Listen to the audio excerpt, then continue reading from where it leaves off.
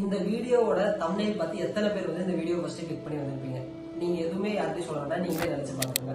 இப்படிதான் வந்து ஒவ்வொருத்தருமே வந்து யாராவது தீட்சை தருகிறேன் வாருங்கள், இல்ல வந்து இலவசமா தீட்சை தரோம், ஃப்ரீயா கிளாஸ் போடுறோம் அப்படின்னா வந்து யாரு என்ன ஏதுன்னு நம்ம தெரிஞ்சுக்காம நம்ம எல்லாருமே வந்து கடை அந்த இடத்துக்கு ஓடி போய் நம்ம வந்து சீட்ஸை ஃபில் பண்ணி கொடுத்துட்றோம்.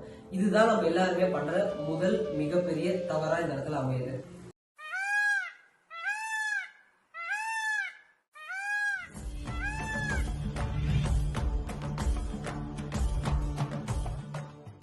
இப்போ தீட்சை தரேன் அப்படின்ட்டு வந்து நம்மளோட நெத்தியை போட்டு நம்ம அழுத்துனா அந்த இடத்துல வந்து நமக்கு வந்து ஏதோ என்ன நடக்கும், உடனே நம்ம உடம்புக்குள்ள சக்தி போகிற மாதிரியோ இல்ல திடீர்னு அழுக வர மாதிரியோ இல்ல கரண்ட் ஷாக் அடிக்கிற மாதிரி ஏன் வந்து ஆகுது அப்படின்னா, இதுக்கான ரீசன் வந்து அந்த நபரோட சக்தியோ இல்ல அவங்க வந்து ஒரு நல்ல நிலையில இருக்காங்க அப்படிங்கிறது கிடையாது. இந்த இடத்துல வந்து நம்மளோட தலைப்பகுதியில வந்து கிரானியல் நர்வ்ஸ் அப்படிங்கிற ஒரு 12 பேர்ஸ் ஆஃப் நர்வ்ஸ் வந்து நம்ம உடம்புல வந்து நம்ம தலையில வந்து கண்ட்ரோல் பண்ணிட்டு இருக்குது. சோ இத வந்து நம்ம அழுத்தும் போது என்ன ஆகும் அப்படின்னா, அந்த அந்த இடங்கள்ல வந்து மேஜரா அது வந்து திடீர்னு இந்த மாதிரி லைட்டா நமக்கு ஷாக் அடிக்கிற மாதிரி இல்ல நமக்குள்ள ஏதோ எனர்ஜி போற மாதிரி நம்ம வந்து அப்படியே அழுக நம்மளோட எமோஷன்ஸை தூண்டுற மாதிரி. சோ இந்த மாதிரி செவரல் ஆக்டிவிட்டிஸ்க்கு ரெஸ்பான்சிபிள் பாத்தீங்கன்னா இந்த கிரானியல் நர்வ்ஸ் அப்படிங்கிற ஒரு விஷயம் தான். சோ இப்போ ஃபார் எக்ஸாம்பிள் பாருங்க, நம்மளோட இந்த முட்டி இருக்கு இல்லைங்களா, இந்த இடத்துல வந்து லேசா நம்ம இப்படி சுண்டணும் அப்படின்னா வந்து டக்குன்னு நம்ம கரண்ட் ஷாக் அடிக்கிற மாதிரி இருக்கும். அதுக்கு நம்ம கையில என்ன கரண்ட் வச்சு நம்ம கரண்ட் கொடுக்குறோங்கிறது அர்த்தமா? அப்படி கிடையாதுங்க. அந்த நர்வோட வேலை என்ன அப்படின்னா வந்து அந்த இடத்துல வந்து லேசா ஒரு ஸ்பார்க்கை கிரியேட் பண்றது. சோ அந்த மாதிரிதான் வந்து நம்ம தலையிலேயே வந்து ரொம்ப ரொம்ப ரொம்ப சென்சிட்டிவான நர்வ்ஸ் வந்து நிறைய போகுது. சோ அந்த இடங்கள்ல வந்து நம்ம கையை வச்சு பிரஸ் பண்ணும்போது இது வந்து ஒரு பெரிய ஆள்தான் இல்ல, ஒரு சின்ன குழந்தை வந்து ஒரு தலையா ஒரு பிரஸ் பண்ணாலுமே உங்களுக்கு அந்த ரியாக்ஷன் அப்படிங்கிறது நடக்கதான் செய்யும். சோ உடனே தலையில கை வச்சு அமுத்துறாங்க அப்படின்னா அதுக்கு பேரு தீட்சை அப்படிங்கிறது கிடையாது. சரி, அப்ப இதுக்கு பேரு தீட்சை இல்ல அப்படின்னா உண்மையான தீட்சைக்கு பொருள் என்ன, அது என்னத்தை வந்து பறைசாட்டுது அப்படிங்கிறது இந்த இடத்துல பார்க்கலாம். முதல்ல தீட்சை அப்படிங்கிற வார்த்தையை வந்து வள்ளலார் வந்து 2 விதமா பிரிப்பாரு. தி கூட்டல் அக்ஷய் அப்படின்னு பிரிப்பாரு. தீ அப்படின்னா வந்து மலம், அக்ஷய் அப்படின்னா நீக்குதல். அதாவது நம்மளோட அறிவுல இருக்கிற அந்த மலம், அந்த அஞ்ஞானத்தை வந்து நீக்கி அது அந்த இடத்துல ஒரு ஒளி தரதுக்கு பேர் தான் வந்து தீட்சை அப்படிங்கிறதுக்கான பொருள் அர்த்தம் அப்படிங்கிறது இந்த இடத்துல இருக்குது.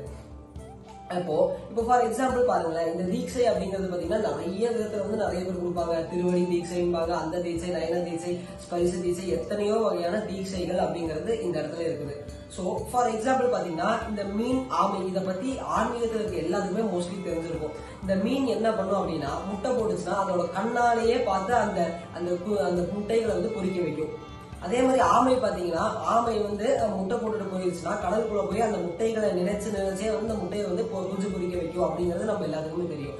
தீட்சை அப்படிங்கிறது வந்து நம்ம ஒருத்தரோட தலையை தொட்டோ இல்ல அவங்க உடம்ப தொட்டோ கொடுக்கணுங்கிற அவசியம் இல்லை. ஏன் நம்ம ஒரு பார்வையால வந்து அவங்களுக்கு கொடுக்கலாம், அது இல்லாம வந்து நம்ம பேச அவங்களுக்கு வந்து அந்த தீட்சை அப்படிங்கிறது கொடுக்க முடியும். இதுல என்ன ஒரு இந்த இடத்துல மறந்துருக்குன்னா ஒரு ரகசியம், நமக்குள்ள வந்து நிறைய வந்து மலங்கள் அப்படிங்கிறது தேங்கிருக்கும். அதாவது நம்ம அறிவுல நமக்கு வந்து இது கரெக்டா அது கரெக்டா இந்த கர்ம வினைகள்னால நிறைய குழப்பங்கள் அப்படிங்கிறது இருக்கும். அதை தெளிவு பண்றதுக்கு பேர் தான் வந்து தீட்சை அப்படிங்கிறது. இததான் வந்து வள்ளலார் வந்து திரும்ப சொல்லுவாரு. எப்பவுமே வள்ளலார் என்ன சொல்லுவாங்க, தீட்சை அப்படின்னா வந்து போய் ஒரு மனுஷங்கிட்ட எடுத்துக்கங்க அப்படிங்கிறது என்னைக்குமே சொல்ல மாட்டாரு. எப்பவுமே வந்து ஆன்மீகத்துக்குள்ள வந்தீங்கன்னா நீங்க முதல்ல நம்ப வேண்டியது, கடைசி நம்ப வேண்டியது ஒரே ஒருத்தரை மட்டும்தான். அது யாருன்னு பாத்தீங்கன்னா இறைவன் அப்படிங்கிற ஒரு பொருள் மட்டும்தான். அந்த இறைவனை வந்து நீங்க நம்பினீங்கன்னா மட்டும்தான் வந்து உங்களால ஆன்மீகத்தை அடுத்தடுத்த கட்டத்துக்கு வந்து மேம்பட்டு போக முடியும். எந்த மனுஷனாவே இருந்தாலுமே, இப்போ ஃபார் எக்ஸாம்பிள் இந்த இடத்துல யார் வேணாலும் சொல்லி கொடுக்கலாம், இன்க்ளூடிங் நானாவே இருந்தாலுமே இந்த இடத்துல முதல்ல என்னோட ஆன்ம வளர்ச்சியை தான் நான் ஃபர்ஸ்ட் பாப்பனே தவிர ஆப்போசிட்ல இருக்கவங்களோட வந்து நான் பார்க்க மாட்டேன். எப்பவுமே யாரா இருந்தாலுமே அந்த மாதிரி தான். ஏன்னா இங்க வளர்ந்தா மட்டும்தான் அடுத்தவங்களை வந்து நம்மளால கொஞ்சமாவது வளர்த்து விட முடியும். நம்மளே இங்க வளராம இருந்தோம்னா ஆப்போசிட்ல இருக்கவங்க வந்து நம்மளால என்ன அவங்க கேள்விகள் கேட்டா நம்மளால சொல்ல முடியும், யோசிச்சு பாருங்க. அதனால முதல்ல வந்து எல்லாருமே வந்து அவங்களோட இந்த குரோத்ல தான் ஃபோக்கஸ் பண்ணுவாங்க.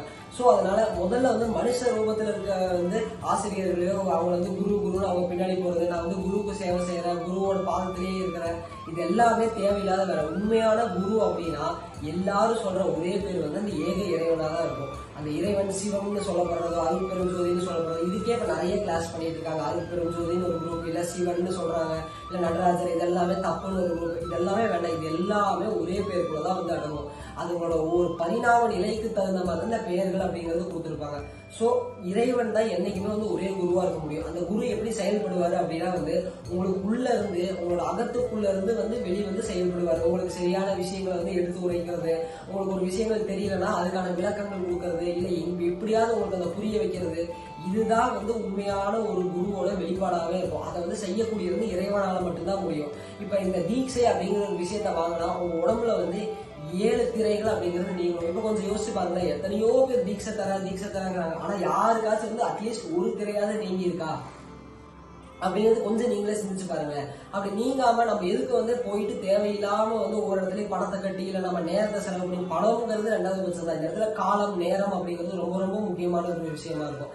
அந்த நேரத்தை விரயம் பண்ணி நம்ம வந்து எவ்வளவு வந்து நம்ம இழக்கிறோம் அப்படிங்கறத நீங்களே யோசிச்சு பார்த்துட்டு, அதனால முதல்ல நீங்க நம்ப வேண்டியது இறைவனை மட்டுமே தவிர வேற யாரையுமே கிடையாது இந்த இடத்துல. அடுத்தது வந்து ஒரு சிலர்லாம் கேட்கறாங்க, இப்ப வந்து தீட்சை கொடுக்குறாங்க, தலையில வந்து கையை வச்சு அப்படிங்கும்போது ஏன் அவங்க அழுகுறாங்க, ஏன் அவங்களுக்கு வந்து அழுகை வருது, இதெல்லாம் வந்து ஏன் வருதுன்னா அந்த இடத்துல வந்து நம்ம வந்து எமோஷன்ஸை தூண்டுற மாதிரி சில பாடல்கள், ஃபார் எக்ஸாம்பிள் இந்த ஜென்மம் நிறைந்தது வந்த மாதிரி வாழ்வு, இந்த மாதிரி பாடல்களை போடும்போது யாருக்கா இருந்தாலுமே அந்த இடத்துல அழுக வரதான் செய்யும். இப்ப பாருங்க, இன்கிரிமினேஷன் கிரமட்டோரியம் கிரவுண்ட்ல போயிட்டு அந்த இடத்துல வந்து அந்த பாடி எரியும் போது இதே பாடல் வந்து வெளியே போடுவாங்க. அதுக்குன்னு அங்க அவங்களுக்கு அழுக வருதுங்கிறதுக்காக அந்த இடத்துல அவங்களுக்கு தீட்சை கொடுக்குறாங்க அப்படிங்கிறது ஆயிடுமா? அதை கூட வந்து ஆக்சுவலி நம்ம வந்து ஒரு இடத்துல ஒரு தீட்சையா கன்சிடர் பண்ணிக்கலாம். ஏன்னா அவங்களுக்கு புரியும், மனுஷனோட வாழ்க்கை இவ்வளவுதான், அந்த உடம்பு நாளைக்கு எரிஞ்சு போகுது, அதோட வேலிடிட்டி வந்து வீட்டுக்கு வர வரைக்கும் இருக்கும். வீட்டுக்கு வந்ததுக்கு அப்புறம் அதையும் அவங்க மறந்துடுவாங்க. அடுத்து எப்ப யாராவது ஒருத்தர் இறந்து போறாங்களோ அப்ப கிரமட்டோரியம் கிரவுண்டுக்கு போகும்போது அவங்களுக்கு திருப்பி அந்த ஞாபகம் வருவோம், மறுபடியும் வந்து மனுஷனோட உடம்பு இவ்வளவுதானான்ட்டு. சோ இப்படிதான் வந்து எல்லா பக்கமும் போயிட்டு இருக்கு. அதனால வந்து யாராவது ஒருத்தர் உடனே ஒரு ஃபுட்டேஜ் எடுத்து போடுறாங்க, அவங்க கதறாங்க அழுகுறாங்கன்னா அதை பார்த்துட்டு தீட்சை அப்படிங்கறது நம்பாதீங்க. அதுக்கு பேரு பவர்ஃபுல் கிடையாது. ஒண்ணுமே இல்ல, அமைதியா ஒரு குரு சிஷியனோட அந்த சம்பாஷணை எப்படி இருக்குன்னு பாத்தீங்கன்னா, ஒரு ஆப்போசிட்ல உட்கார வச்சு அந்த கண்ணுல வந்து நேருக்கு நேரம் அவங்க அமைதியா பார்த்தாங்கனாலே அப்படியே வந்து அவங்களால நிறைய விஷயத்த வந்து கன்வெர்ட் பண்ண முடியும் அவங்களுக்குள்ள. அதுவும் இல்லாம ஒரு குரு இருக்காருன்னா அவருக்கு கீழே இருக்க ஸ்டூடெண்ட்ஸ் வந்து அவங்களுக்குன்னு குறிப்பிட்ட ஒரு சிலர் வச்சிருப்பாங்க.